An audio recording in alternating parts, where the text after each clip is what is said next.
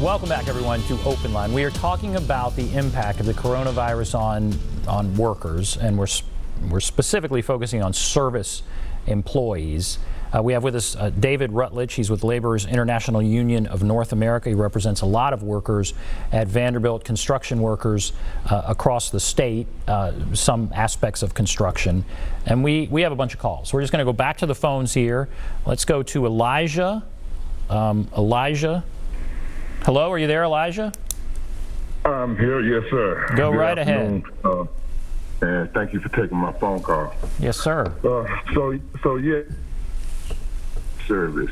So I'm deemed an essential worker, and so I was watching the news this morning. And I saw, they are predicting that at the peak of this, that 192 people will die each day. And my thing is this: we've been under safe at home for the past 2 weeks. If the incubator process is a 14-day process, and we've already been in the house for 14 days, most of us, who's spreading the virus if it's not the essential workers? You know, so that's my question. Like, what should I do? Like, I can't just walk away from work. You know, I am the head of household. So Where do you work? Walk away from work. Where do you work? I own a truck. I own a trucking service, and right now we're doing deliveries. Yeah. So we're delivering to businesses, and we're also delivering to homes. Today I delivered to a home. One of my clients lived in an apartment complex where you had to get on the elevator, and he wanted to get on the elevator with me. And I was trying to explain to him, because he was an older gentleman, and he looked as if he was sick himself. And I'm like, if we supposed to stay 6 feet apart. Look, let me take this up on the elevator, then you come up behind me. But he insisted on getting on the elevator with me. You know, I can't be rude. I have to have customer service. I have to perform great customer service skills. So, you know, I explained to him, like, hey, listen, I'm not trying to be rude, but I'm going to cover up my face if you get on this elevator with me. So don't take it offensively. And so my mind is boggled. So if we've already been in quarantine for 14 days, who are these 192 people? I applaud what you're trying to do, and I think in a way you've answered your own question. Yeah, we've been in quarantine for 14 days, but how effective has that quarantine been? We know that for the first several days it was very ineffective. For the first several days there were people elbow to elbow in bars down on Broadway. And we see picture after picture even this weekend in Sumner County, people in Lowe's shopping. So yeah, we've all been doing this, but that's what these healthcare workers are saying, that it harms all of us. It kind of nulls the work that we're doing when a group of people ignore these urgent pleas for us to stay apart. And it's great that you're doing that. It's unfortunate you have to work, but I tell you, we appreciate that you are working, that you are delivering things. Things were delivered to my house, and it keeps my wife from not having to go out. So there is important stuff being done there, and that's great. But the way it keeps spreading is not everybody pays attention. And I think what they're saying is, with this peak, it's still going to be bad because not everybody's paid attention, but it could be a lot worse if we just didn't do anything. But again, I'm not a doctor, so I'm just trying to answer your question here. I don't think, David, this is your area of expertise, so that's why I tried to answer it. I don't know if you want to jump in, but there, you heard the question. Do you have a thought there? You know, Elijah, I applaud what you're doing as well, like Ben said, and you know, the workers that are on the front lines of our economy, both, of course, in the healthcare sector, but also just making sure that you know, essential goods and services are being delivered. You know, y'all are on the front lines, and y'all are heroes to me and to everybody else. And so, you know, Elijah, I thank you for what you do, and you're doing the right thing. Like Ben said, you're keeping yourself safe. And if there's things, you know, you should be talking to your employer about things that can be done to make your job safer.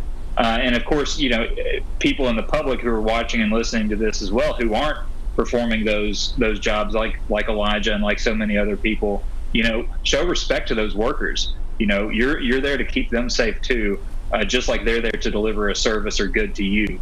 So, you know, they're your fellow humans, just like, you know, show them the respect that you would want to be shown, and keep your distance, and give them a good tip too. Anybody who's out, yeah, that's great. I appreciate that. Give them a good tip. Anybody who's out working now, you know, if you're working at a grocery store right now, I mean, think about, you're putting yourself in real danger if you're out delivering things. And I think we're going to have to get past what's rude and what's not rude. I mean, what Elijah's trying to do is protect the person who wants to get on the elevator with him. It's not that it's almost like they don't understand. I think there are a lot of people who don't understand. It's not about being rude. It's about actually trying to protect that person. And Elijah's family and everybody else. Yeah, so very good. Elijah, thank you. Thank you for that call. Let's go to Leslie. Hello, Leslie? Yes. Go right ahead. Hi, David. I just want to first point out that a lot of us in Tennessee do not have a union. A lot of us, people who are considered essential workers, don't have unions. A lot of us are small businesses, and we're out there putting ourselves on the line, putting our families on the line. Like you said, those grocery store workers, they have the potential of bringing diseases back home. And, you know, the people who can work and are able to continue to work in these hard times, we're like torn between, do we get out there and work and try to make every dollar we can to support our families through this pandemic? You know, you have cleaning companies, you have a whole array of businesses that are still out there working. We're stopping at the gas stations every day, filling up our tanks.